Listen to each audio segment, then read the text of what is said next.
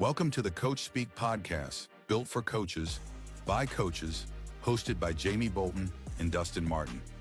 Sponsored by Ray Crowther, providing the nation's best athletic training equipment since 1932. And R4 Football Systems. Accelerate everything by decoding the game. Hey guys, welcome back to Coach Speak. Dustin Martin here with Jamie Bolton. Special episode tonight, guys. It's us and it's a mid-season check-in, and we're excited to let you know what's kind of been going on and how we grow. Before we get going, we want to shout out to our sponsors, Team Builder and Tsunami Bar Sports. Hey guys, our mid-season check-in. We're halfway through the grind. Really, it's kind of the halfway through our conference, maybe the tail end of our conference play or region play.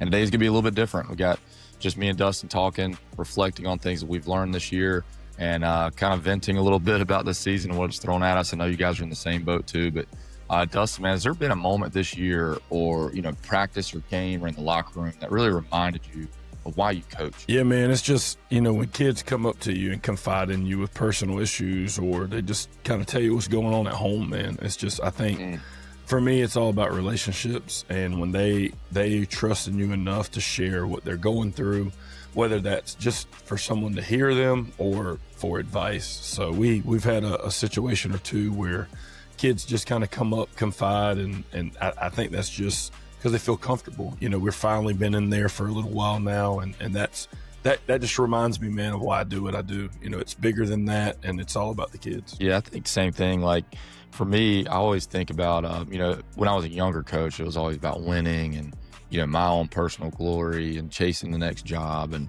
what I've kind of realized in my life is I'm here to hopefully create a positive experience for the players that I interact with each day.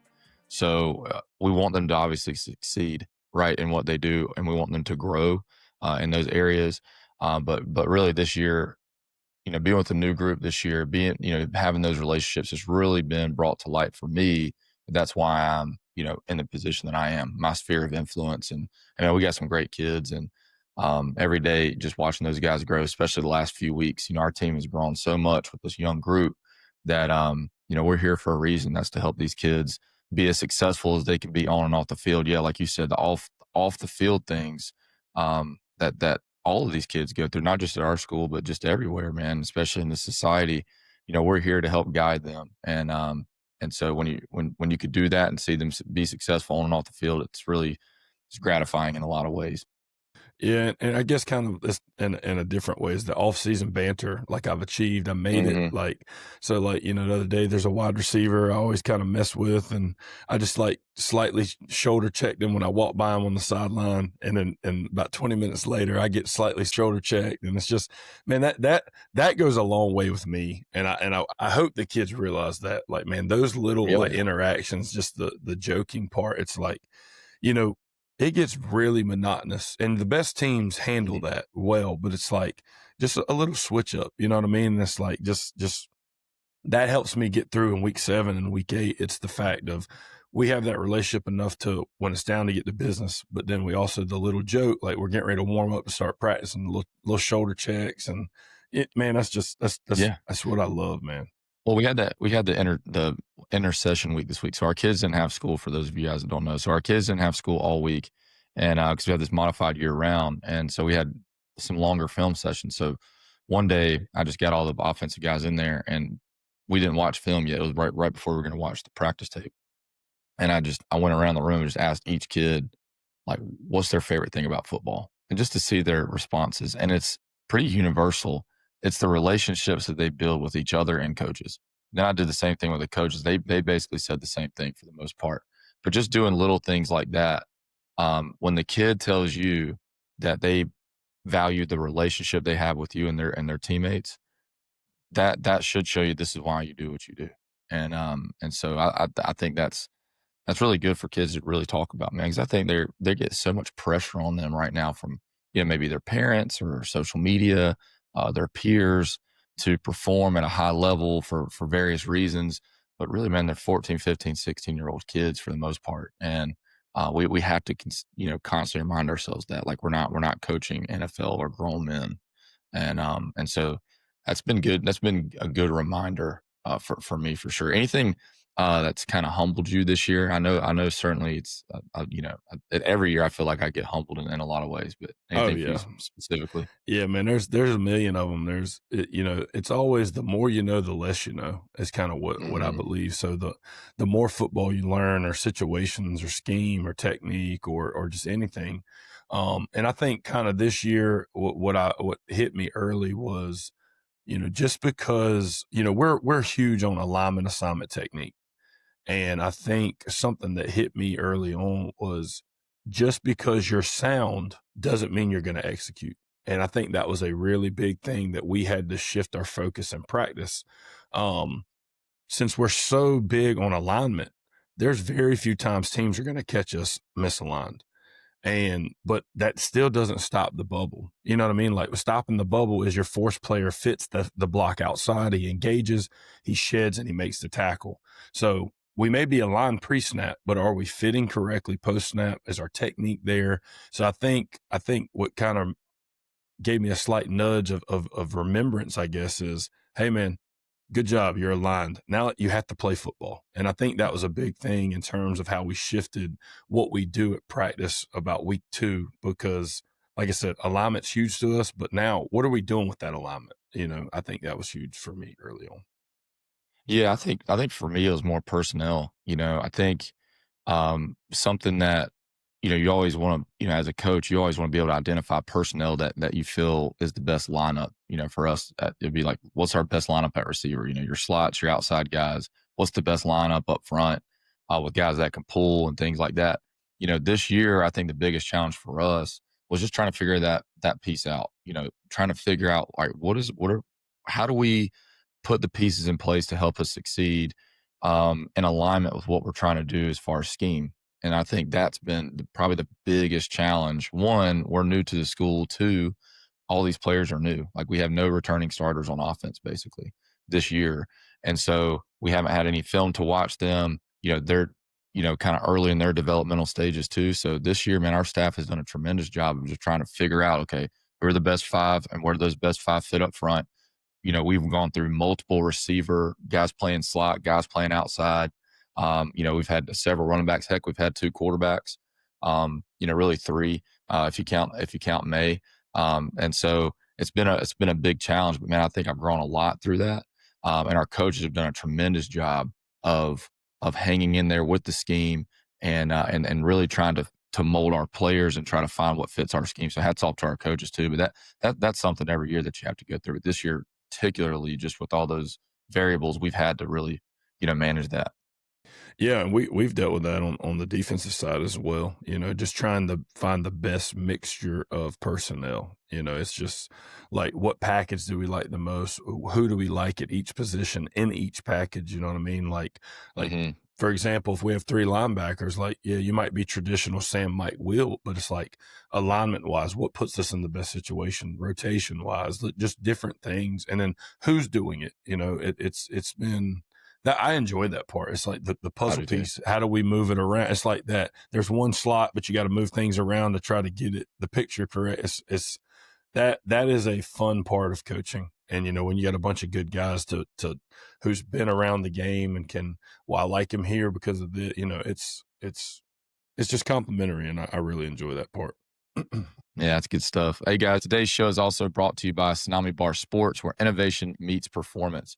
If you've never used a Tsunami Bar, you're missing out on a game-changing training tool. The oscillating bar technology builds power, speed, and control like nothing else on the market. From the weight room to on-field power transfers, Tsunami Bar Sports helps athletes train smarter, safer, and stronger. Visit tsunamibarsports.com and see why elite programs across the country, including ours, are using Tsunami Bar Sports to build championship athletes. That's tsunamibarsports.com, because when the bar moves, you move better. Reach out to our guy, Chad Smith at Tsunami Bar. He'll hook you up. All right, guys, segment 1, really going to be talking about how we've adapted this year. This segment's really titled Adapt or Die. I love that. We kind of stole that from Dub Maddox and R4. Another shout out to R4 Football Systems. You guys can go over there for a discount as well in the middle of the season. He's got some cool things rolling out later in the offseason, or early in the offseason. So want to shout out him real quick. But what's the biggest unexpected challenge you've faced this season so far, Dustin? I would say, a lot of people don't really know the situation in terms of where I was supposed to be on our staff and where I ended up, and I think just like our entire staff, just having the time has been the challenge. It is, we get in there late May, you're hitting spring, you have no off season with the kids. And then, I kind of got moved around 2 or 3 times within the staff, kind of like the personnel thing, like, Yeah. we thought I was going to We're be on all new. offense with you, you know what I mean? And Mhm. then some things happen, shift in the staff, and it's like, okay, well, now you're moving to defense. And then I ended up getting a chance to call the defense. So I would say the timing part of everything has just been the biggest challenge for me. I think, Yeah. just, stepping into a coordinator role, mid July, it was a little tough because it's like, I'm a firm believer in like top down. So it's all about values and principles and culture and what you believe in. And I really think that you approach your program that way, but you approach each side of the ball that way that fits within the head coach's vision. And it's super hard when time's against you to get all of that in, and I know you've been dealing with that since May, but I'd say that's been the biggest challenge, just trying to set the standard for the defense side of the ball with very minimal time. Yeah, I think too. I'm proud of how you approached that this year. You coach. When I think that's a credit to who you are because coach can see you in multiple roles. Our head coach can see you helping on offense. He can see you helping on defense, and obviously as a coordinator as well. And hats off to you for being able to go through that and being extremely loyal to that piece. You didn't complain one bit when any of that happened. I was a little bit like, oh man, I'm losing dust on offense, but I knew that it was going to help our football team. And so, and it has, it certainly has. You've done a tremendous job with that group. And then also, not just with the kids on your part, but, coaches too. That's another piece of buy-in that you've had to handle and manage. And so hats off to you for doing that. And we're in a really good place on our staff right now. I mean, our staff is really, really cohesive.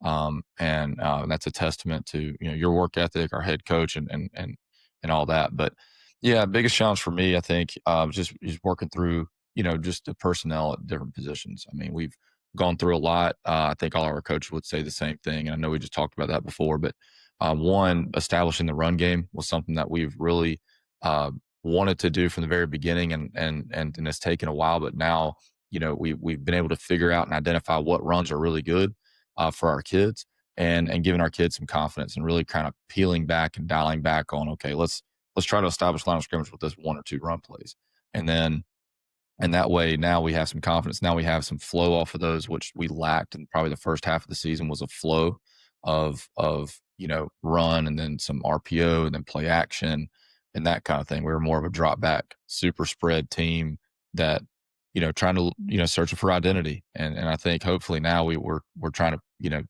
we're getting close. We're getting close to our identity. So I'm excited for that. But that's probably our biggest challenge, I would say. Yeah, no, man, I think y'all did a heck of a job on that side of the ball. The biggest thing is, not to get too specific, but when, you take over a program and you're evaluating your personnel and you have an upperclassman quarterback that's pretty good, and then a week or 2 in the spring you find out he's leaving. That's tough. And I was on offense at that time, and it's just like, wow, man, like, what are we gonna do? And man, shout out to our 10th grader. Man, he is the toughest kid, the toughest quarterback I've been around in a long time, man. And just watching him come off the field fired up, man, it just, I don't know what it is, man. Like when you're, and a lot of defensive coaches will understand this, I think, but it's like when you're calling defense for a kid like that, it just, if he throws a pick, man, screw it. Like, we got your back, dude. Like, you know what I mean? It's like he's learning. This segment's adapt or die, and that kid just keeps on adapting. And I'm super proud of him. Yeah, and we'll probably talk more at the end of the season about him. But I'm really impressed with just how he's handled a lot of the transitions, if that makes sense, and he's done it in a way that earned the respect of his teammates and coaches. And that's a testament to him. And man, he had a great game last night again. I'm selfishly a little pissed because he was the scout team quarterback early in the season, and he was dicing us up every day. Like I really think whoever we're going against, we were getting a tougher look at practice because he understands timing, he understands the cap, he understands the read. But what's funny is we're talking about adapt or die and moving personnel around. How about let's get into this real quick? How about the decision between, as a coordinator, you're in the box or on the field? Because that's something that has kind of changed throughout the year as well. You know what I mean? Like when I was on offense, we had planned for me to go in the box. Then when I moved over to defense, I remember I forgot the first preseason scrimmage. We both went in the box together, and it was wild, man. Like it was wild. And then I think you quickly realized that wasn't for you, man. I think you're like, I just like being on the field. I mean, I really do. I think offensively, here's my take on this, and I know you've changed now too, and I guess it's different from it's year to year. Based on your staff, based on communication, it could change. But for me, I feel like I can stand away from the ball. So I can be behind the offense or behind the defense, just depending on where we're at. But I think defensively, you have to be on the ball, which is harder to see for you because you got to, if you're the one that's communicating to your players and making some last second adjustment, I don't really have to do that on offense. But defensively, you see all that, you got to be right at the ball. But it's also harder to see when you're right down the line of scrimmage. But for me, I can kind of see everything as if I was in the box. Not as good, but a little bit better vantage point than maybe you have. Well, and I told you this earlier off the pod, we were talking about this. For me, being in the box as a defense coordinator is my preference. And it has nothing to do with what are they in, who's the personnel, the play call, none of that. It is when we screw up, I can see the picture clearly, immediately, and make the adjustment. When we're on the field and we're screwing up, it's harder for me to see what it is until the drive is over. And, so it's like, but, and just for everybody listening, that's kind of why my voice is a little shot. Used to being in the box this year, and about 3 or 4 weeks ago, made the move to go down for some different reasons. It's just, I think presence is a thing for a coordinator. I really think presence is a thing. You're leading your troops all week long, obviously with the help of your great assistant coaches, but during timeouts, drive changes, stuff like that, just the setting the tone, this is what we're going to do. You know what I mean? And like last night was a prime example. 2 of the opposing team's OL were down, which means they had to come out. Well, we all know if you have 2 linemen that they come out for a play, that means 2 backups are coming on. So, it's, hey guys, I want y'all to understand 2 guys just went down. So do we think they're going to throw the ball? No, they can't protect because they have 2 backups in. So here's what we're going to do. And I think it resonates with the kids, but the piece I miss about the box is being able to immediately understand what went wrong and echoing it down to get it fixed. Like we may be going on the sideline, what's going on, man? Like why do they keep getting first downs? And it's simple as a defensive end's losing contain. It's that simple. Just, we got to fix them. And it could be as simple as, hey coach, the defensive end standing beside you, put him in and tell him, don't lose contain in one play versus we go the whole drive and we can't see it because it's on the opposite end of the field. That's what I miss about the box, but I do think there's pros and cons to both.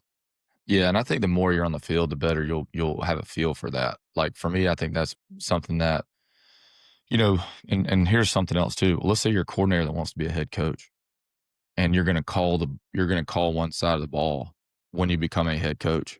Well, are you going to go in the box? Because I know a couple guys that are head coaches that go up in the box, and hey, look, man, I couldn't do that, and hats off to those guys that can manage their staff well enough to be able to call a game from the box and also manage everything that needs to go on, like timeouts, because that takes a whole nother level of communication when to call timeouts, to, manage the team. I think your presence matters as a head coach about how you conduct yourself on the sideline, all those things. And so hats off to those guys. I don't think I could do that. And I'm glad that I'm on the field now, because if I do have a head coaching opportunity in the future, I'm still kind of in that mindset of calling the game from the sideline. I've kind of built those reps up over the course of several years now. But I think you got to be mindful of that too. Don't get too comfortable in the box and then try to transition down that next year, not really be used to it. Yeah, it's funny because, before this year, being a head coach at Cannon, I was calling the defense, but I was on the field. And then I got that opportunity to go up first couple games. I was like, oh, dude, this is it right here. I can see everything. And, we've talked about it before. It's the lens. How do we watch film from the press box view? Yeah, from the box. So if I can call a game and see everything from the press box view immediately. There's no comparison. Even calling it on offense, there's no comparison. I mean, there's really not. You don't have to have a spotter. The call probably gets in a lot quicker just because you're already kind of moving on. You can identify things, yeah, for sure. But that element of I can now be in that huddle when it's, you call a timeout, we're on the +5 going in, and now you can look them in the eyes and say, man, we got to punch this thing in. Those are little moments. Having that little communication right before the snap with the quarterback. Same thing for you on defense. Like if you see something really quick, you can call it in. But yeah, man, that's a good point of adaptation or adaptation. Well, and that's the thing. But it's like and that's kind of the biggest thing is one thing I've learned this year, and where I've adapted a little bit more is player insight. Like ask the kids. You know what I mean? Because the game that happened, we lost. You know what I mean? And I came down after halftime, and there was an improvement with the presence on the sideline. And I think our head coach saw that. And after that game, we discussed it. And I remember your assistants liking it. And I think that was for me too. Like they're like, we want you on the field. Yep. After that preseason scrimmage, but it's like I asked the kids in the meeting, after that game where I came down after halftime. I said, guys, tell me this, and I said, do y'all want me on the side? And before I could say anything, yes, coach, it's different when you're down there for some reason, but it's also, you think about how do we practice? I'm on the sideline. I'm calling in the signals just like we do in the games. And it's like, so the whole communication piece during practice gets removed on game day. It's, you know what I mean? It's someone else signaling it, because the person who was signaling, he coaches JV, so he can't be there to signal during practice. So I think that was something to recognize too. Like we're doing it this way 4 days a week, and then Fridays we're changing it. I love when the linebackers come off the field and what do you see? Like, is there something you want to run that you think would be good? And now you got to take it with a grain of salt, because some linebackers, coach, just blitz me, just blitz me. Yeah. But quarterback's like, man, I'll throw it deep, man. I got them all coach, day. Let's send it. But hey, man, what do you think, talking adapt wise, has there been any injuries or weather or player development or anything that's kind of changed your approach or how you looked at this year at any point in time? Yeah. I mean, I think, last night wind played a big factor in the way I called the game. One, we want to establish line of scrimmage, and that was part of our game plan.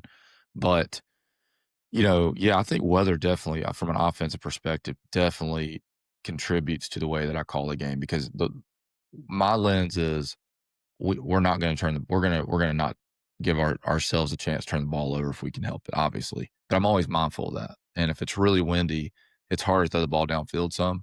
So that definitely has played a role in some of the games that we've played. We did have a little bit of a rain game earlier this year. That didn't really change a whole lot. But yeah, I think there's been some things where I've had to adapt on the fly. I think the biggest one is when, you're down to one quarterback, and then you're trying to get a guy ready to run the offense, especially in a big game. Because we've had some barn burners the last several weeks. We've had some really close games. In this past game, we had to get a guy in when our quarterback came out, and have different things, and look, man, those things happen at the worst times. And so you have to be, able to adapt and throw a guy in there that can run a few plays, even if they're not a true quarterback. And so we did that, last night, and really excited for our guys to be able to, do that. But yeah, those have been the hardest things. It's always personnel. It's always a personnel adaptation. That's the hardest, I think.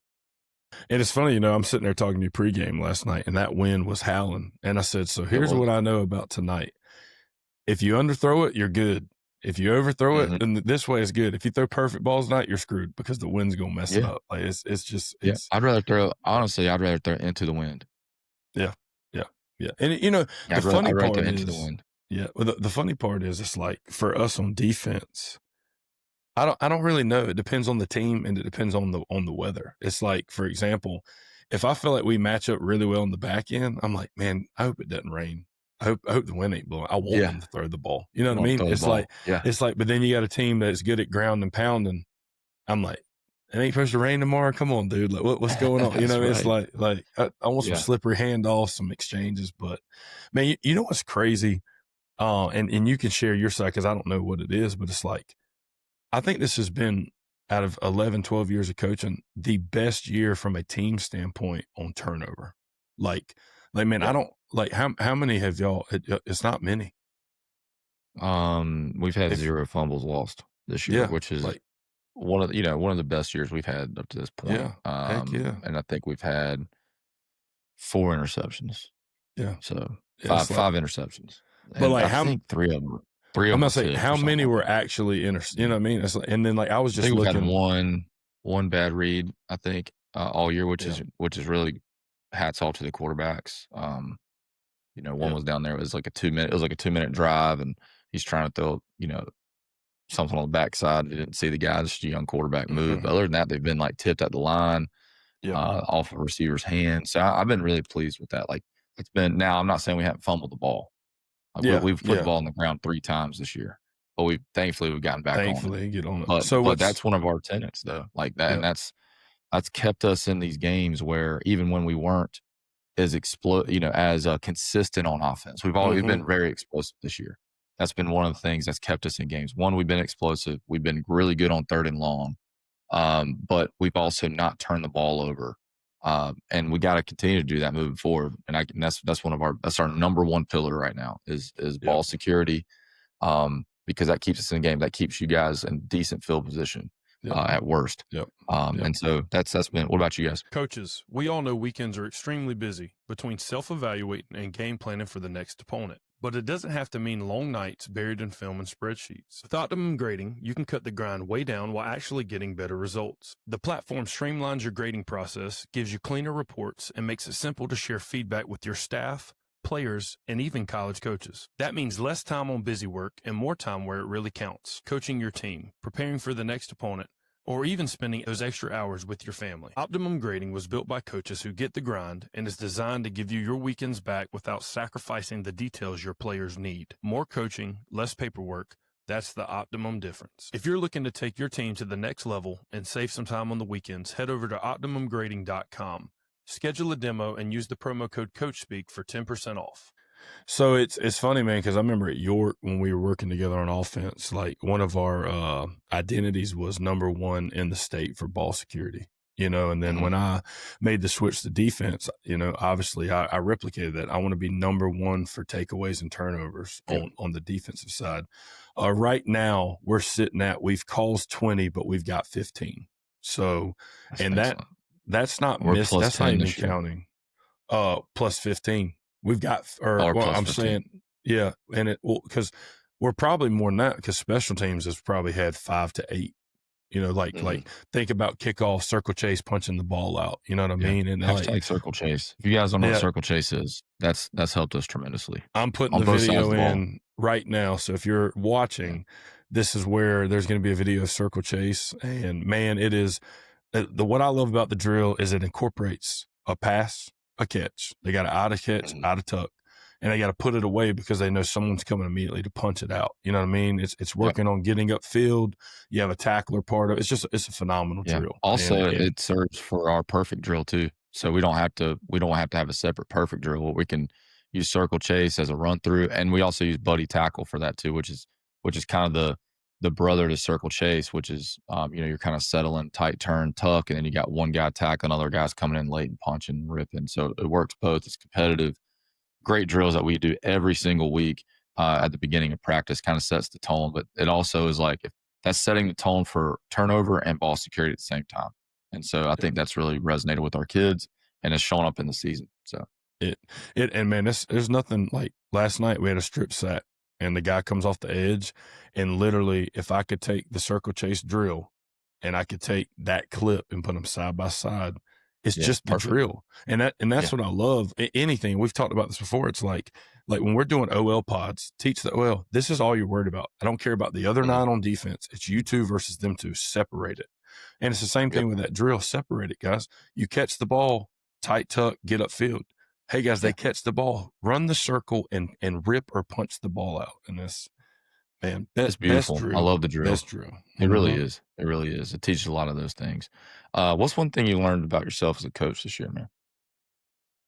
Oh, you want good and bad? Because I Oh definitely yeah. got a lot of probably bad. I feel like I may have a few good, but it's like what I learned about myself is I'm a consistent continuation coach, and I think where I found that out is when we're doing bad, but when we're doing good, you can count on me to show up and do and keep the same train of thought, the same track the entire way through.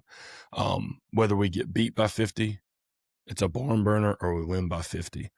I'm going to do the same thing when I get home on Friday nights. I'm going to do the same thing Saturday morning. I'm going to send a text to my guys on defense on Saturday, and I'm going to approach everything the same. So I think what I've learned about myself and is consistency is so key. And I think the 2 years as a head coach really prepared me for that, because don't get me wrong, everybody's job is tough on the staff, whether you're an assistant coach, a coordinator, or a head coach. But I think being in that role prepared me on the consistency for this role. And I think it has allowed me to try at least to mentor and shape the guys I work with on the defense side of the ball to listen, man, let's not panic. It's okay. Let's trust the process. Let's be consistent. Like let's not freak out. They always say winning solves everything. You don't have half the conversations you do when you're losing when you're winning. And I think being a head coach for 2 years has allowed me to understand the need and consistency in leadership.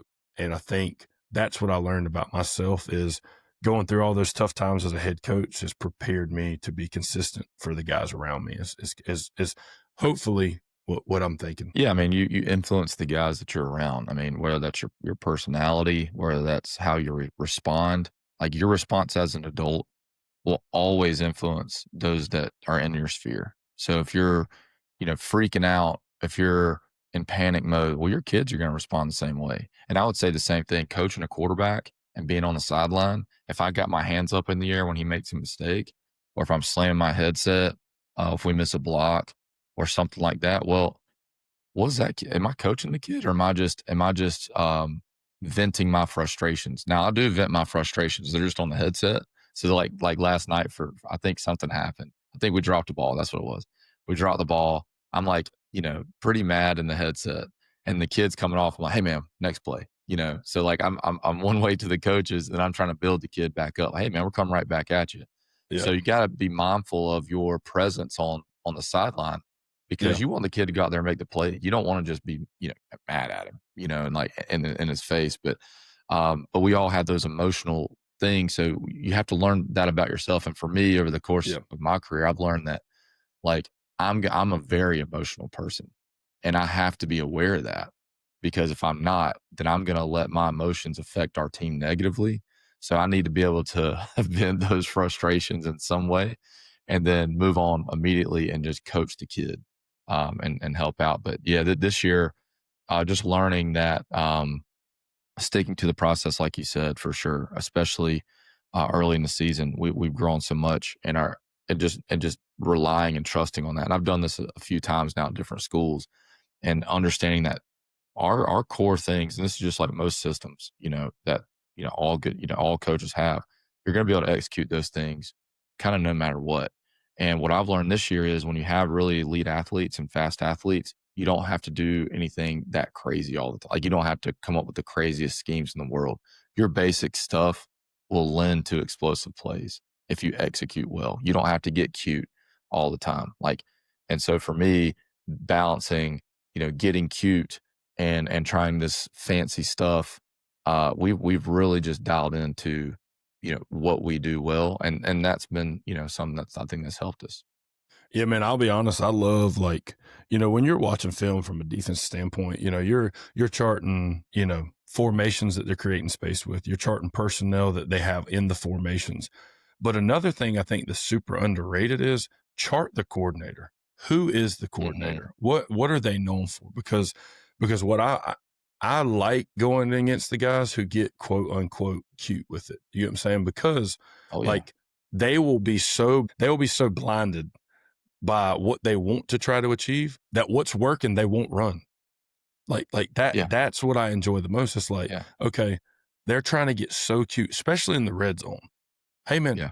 Especially guys that can throw the ball. Why didn't you get those just passing touchdowns? Why didn't you just hand it off to that big guard you got in the backfield? Like, you know what I mean? It's like it takes 4 dudes to tackle him. Yeah, man. Like, but man, you know. Well, and again, man, that's the young. You know, I think a lot of young coaches, and look, we all are guilty of that. Like, I'm guilty of that at times, and I try to be mindful of that. It's funny because if you ever see like the pictures of like the NFL coaches, I think it was I can't remember who it was, but on his thing was like it was like run the damn ball or something like on the back of his call sheet. Like we always have to like remind ourselves of who we are, what's our identity, what got us home there. Don't get caught up in it. And I'll tell you in those specific scenarios, when it's middle 30 to 30, in the middle of the field, first and second down, I don't look at my call sheet. I have an idea of like, we kind of charge some things that we want to get to, but I don't really look at my call sheet.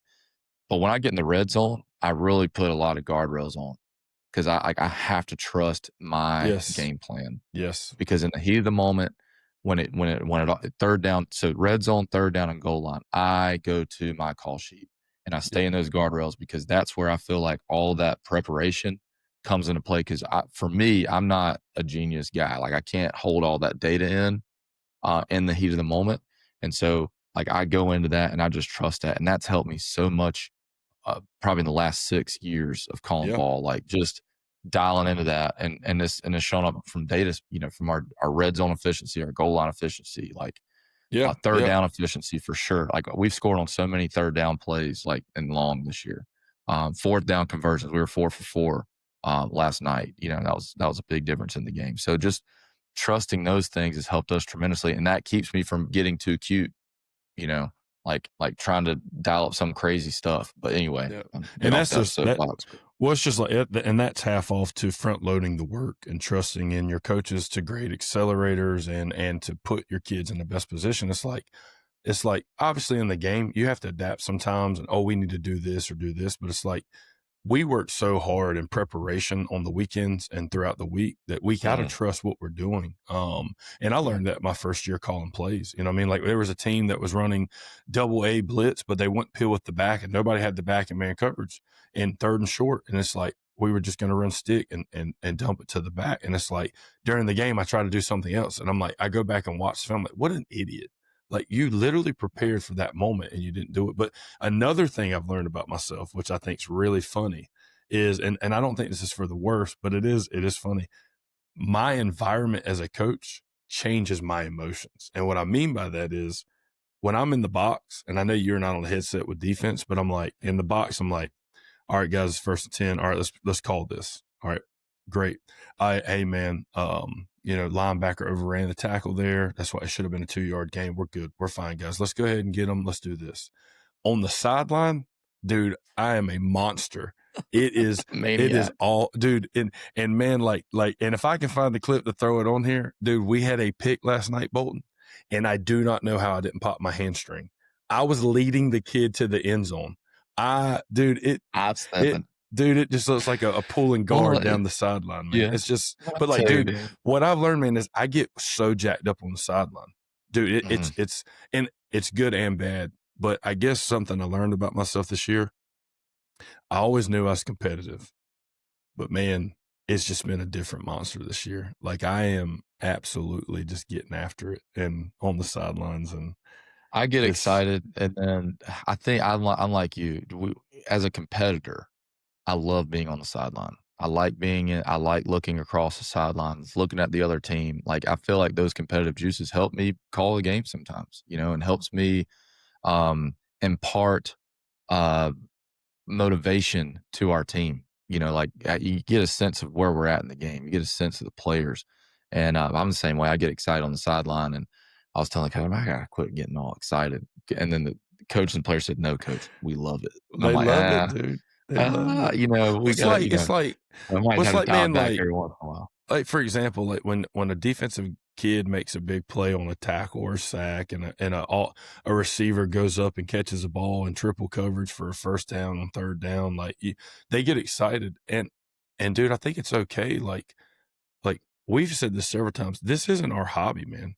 Like this is our I won't say life, but it is, you know what I mean? It is our life. Like we love high school football for a multitude of reasons. And on offense, it's hard to score. On defense, it's hard to stop people. So when you do it, I'm going to get jacked up. Like it's just, they pay their coaches and play varsity football too. You know, like it's 5A ball across the, Division I 5A ball across the sideline too. And we spend some, and coaches that are listening too, man, it's like, you guys spend so much time away from your family, right? Like practice and games and all summer, and you give up all this. Well, heck, man, when your kids play well and you're proud of your kids, that's going to come out, like it's worth it. It makes it feel like it's worth it, in a way, to watch your kids, watch your players execute something at a high level, not just for, not for you. Of course, it's good to feel like, hey, what I'm teaching the kids is working, but it's for them. It's the kids. I like watching our sophomore quarterback hand it to a sophomore running back, or throw it to a junior receiver, watch our offensive line that has grown so much this year execute, we have a 50-yard rushing touchdown. Like those things are exciting because it's for them. And when you celebrate with them, man, that means a lot to them. The kids work as harder than the coaches do. And we ask a lot of them, so it's okay to celebrate. Not saying we're not taunting. There's a line there. But the celebration is a big part of it, and it keeps it going. And then, you move on and it's next play. But I do like that about me and you being on the sideline. We had a really weird high five the other night. And we could probably still, dude, you gotta still shot that and put it on the screen.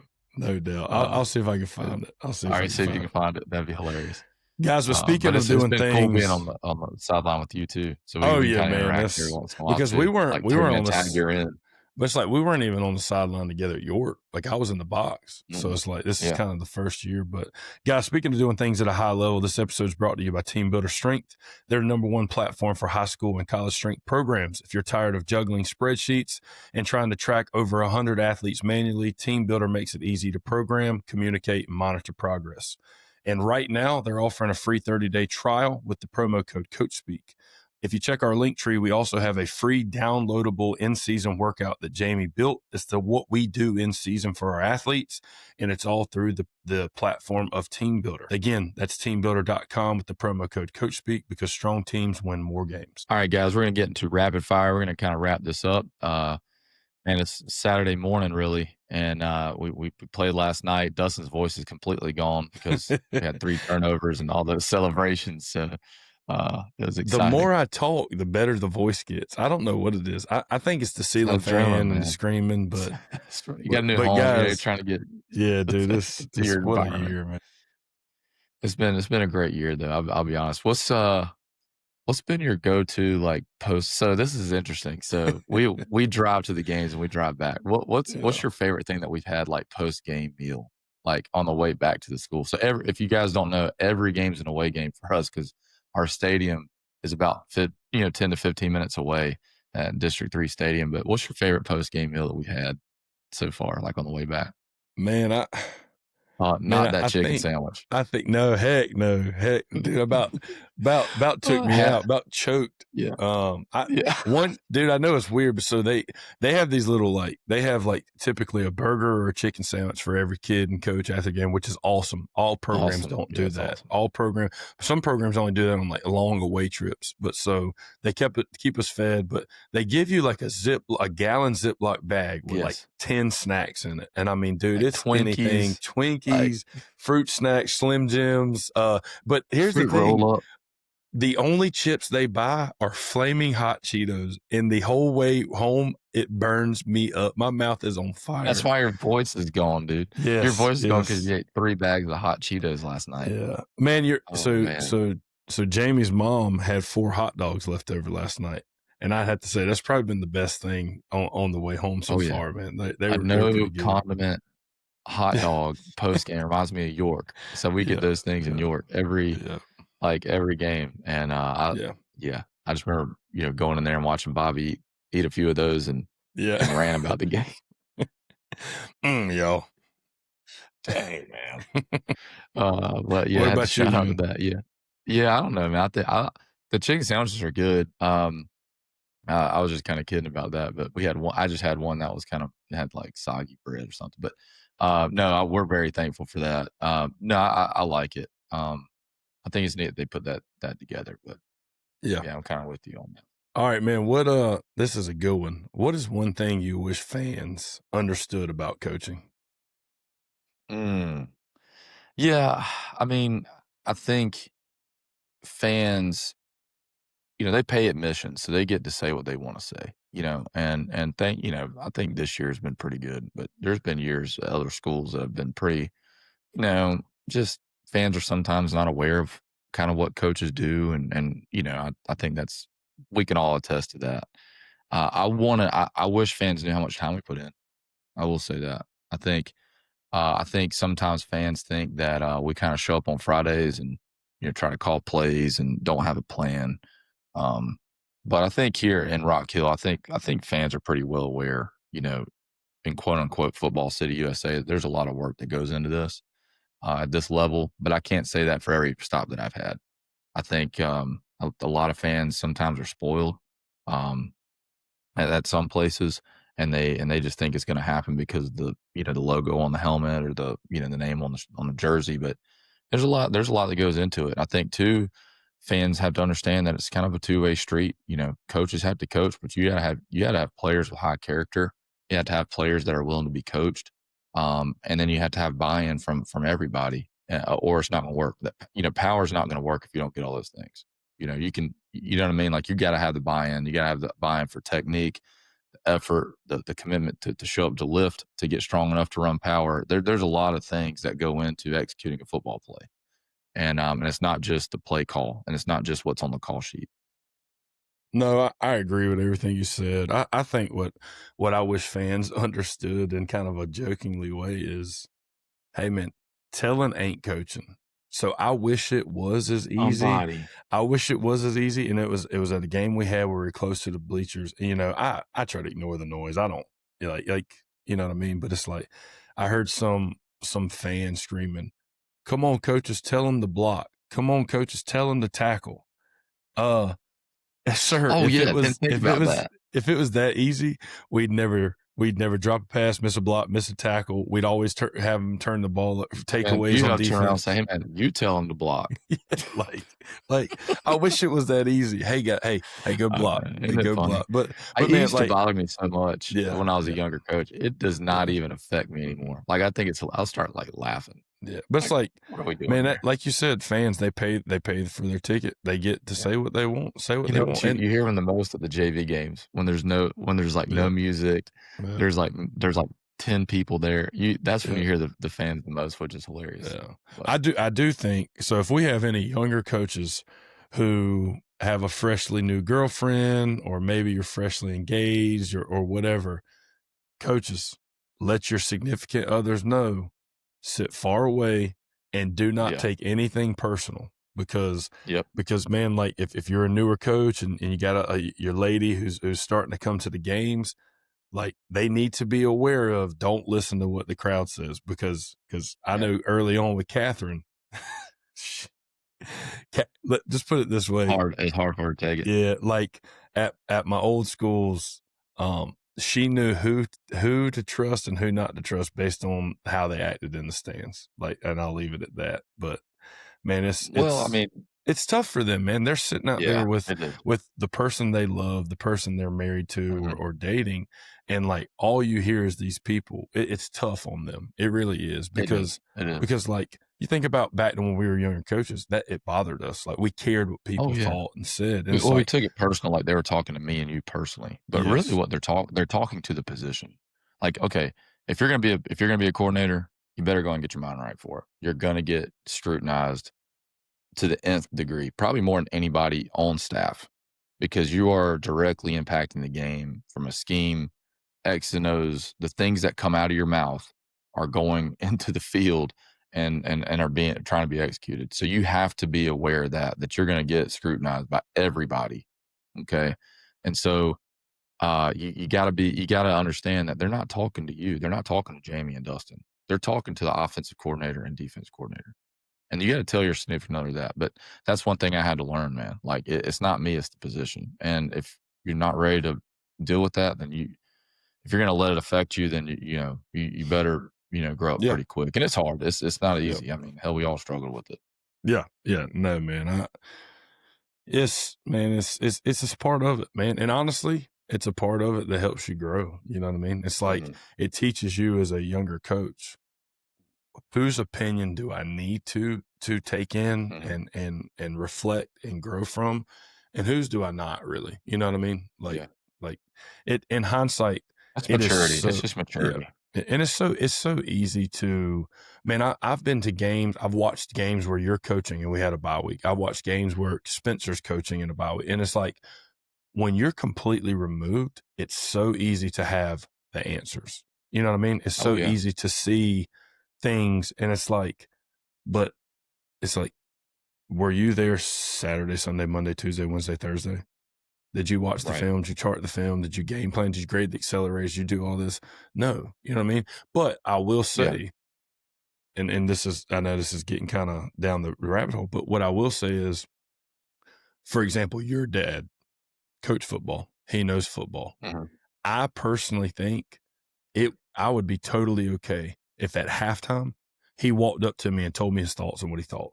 Because sometimes I do think you need that removed person to highlight things. Maybe you're so blinded because you've been head deep all week into this. You know, I do think that would be okay to me. Like, hey, my dad, we have like a Wednesday conversation. It's funny we don't do it on like Monday, but we do it on Wednesday. And he's like, "Man, what you need to do is," he'll tell me like 10 things, and I'm like, "Yeah, man, we got that in this week." And then he'll just keep rattling them off, man. It's pretty funny, but I'm blessed to have him, and something else too that I've just from a maturity standpoint is understanding that I don't care about people's opinions unless they're really, really close to me that have my best interest at heart. So like my dad, dad wants me to be successful. He wants my teams to be successful. So I listen to dad. I'm not listening to the guy that doesn't know how to, you know what I mean?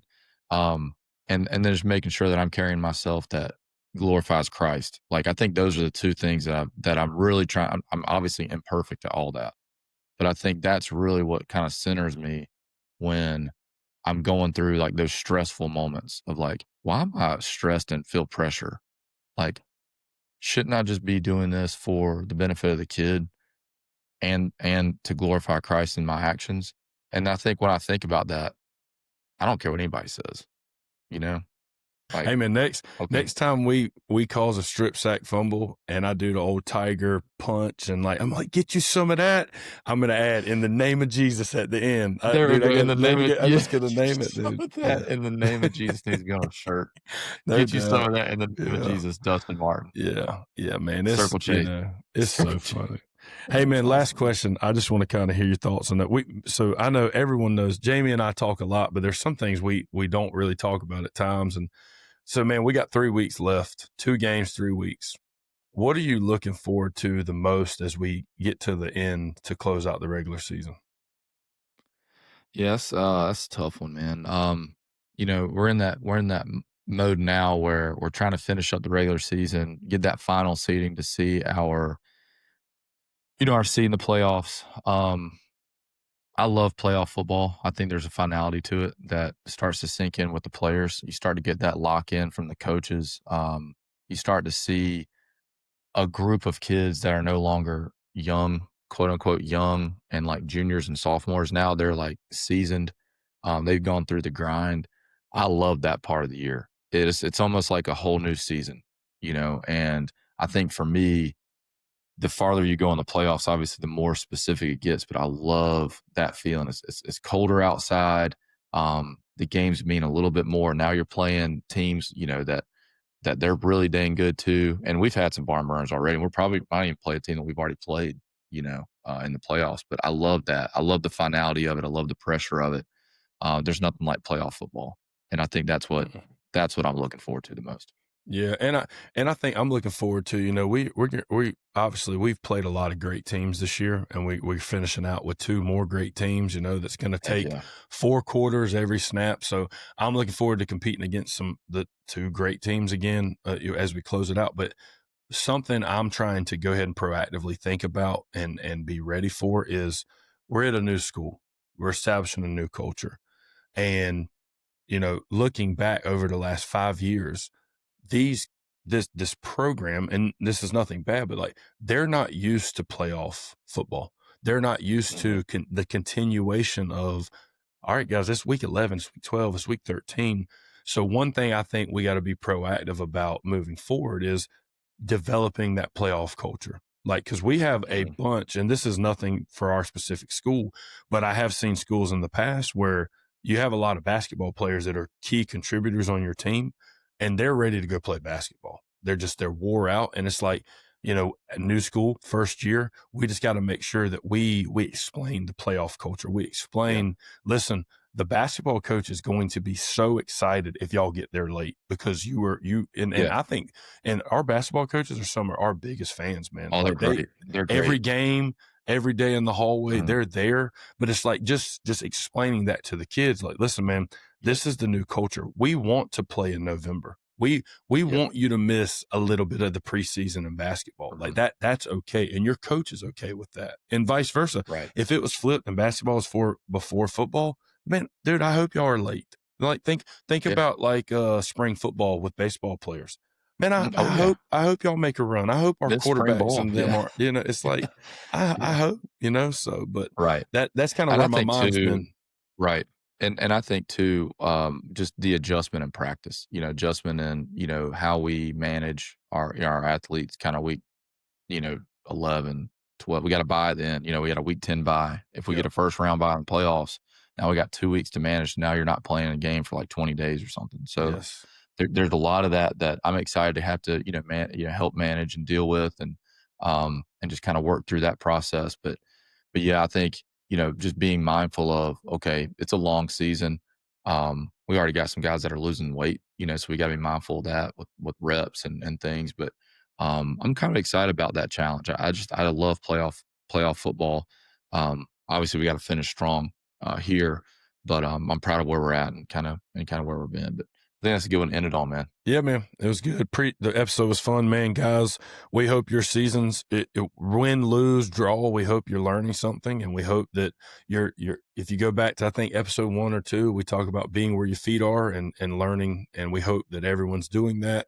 I know we are. I know every single day we show up and we're learning and trying to grow, but don't forget, we have a lot of promo codes out there, a lot of sponsors that are just great things, and honestly, they have alleviated a lot of pain points this season and this off season. So don't forget, we got Team Builder Practice, R4 Football Systems, Pro Quick Draw, and Optimum Grading. A few of them, you can use the promo code CoachSpeak for 10% off or free trials. And guys, reach out to us if you have any questions. Hey, how are you using this? How's Pro Quick Draw helping you? Man, we love having conversations, and we're here for you. All right, guys, we'll see you guys in the next one. Thanks for tuning into the Coach Speak podcast. If you're interested in being a guest speaker on the show, we'd love to hear from you. Email us at coachspeakpodcast1@gmail.com. And if you have a question for our Q&A segment, don't forget to submit it through the form in the episode description. We appreciate your support, and we look forward to seeing you in the next episode.